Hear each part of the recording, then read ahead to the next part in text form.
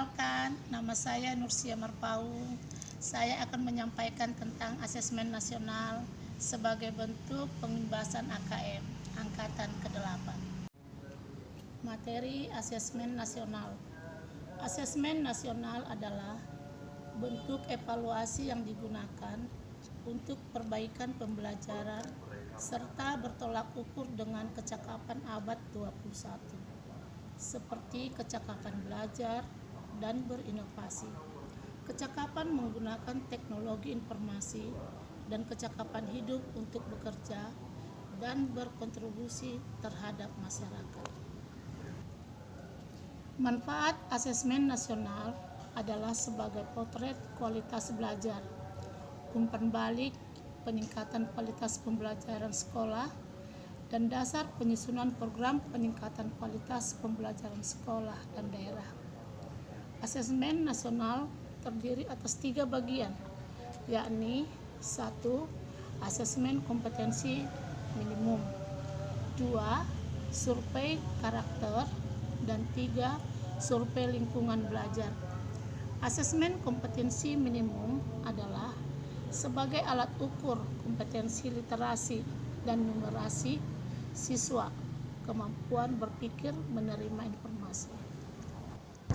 Survei karakter adalah evaluasi peserta didik yang terkait dengan pilar karakter, mencakup 6 profil pelajar Pancasila.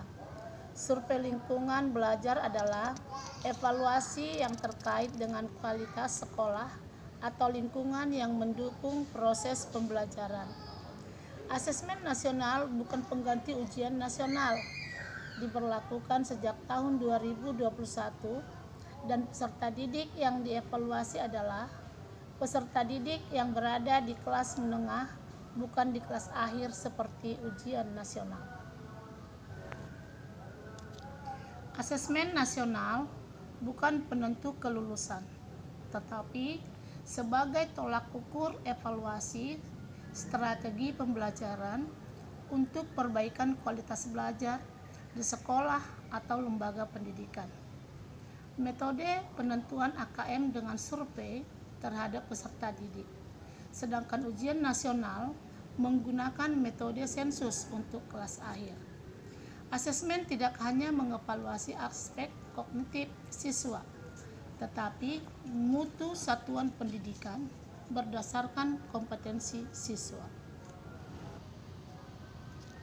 Bentuk soal asesmen kompetensi minimal adalah pilihan ganda kompleks, menjodohkan, isian singkat, dan uraian.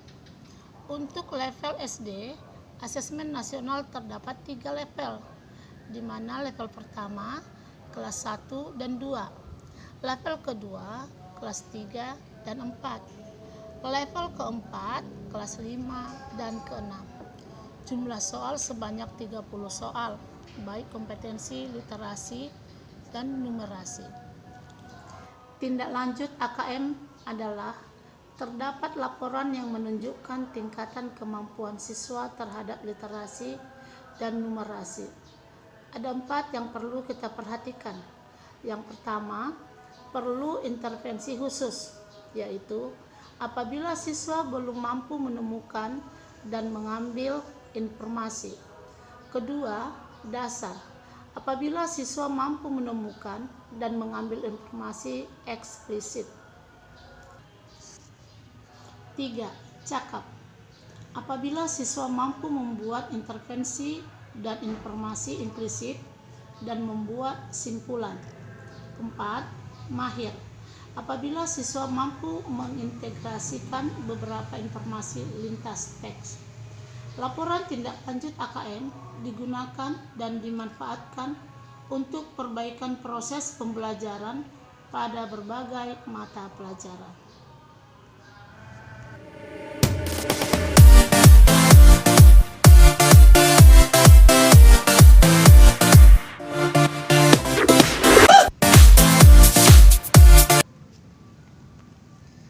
Demikian pemaparan saya terkait AKM.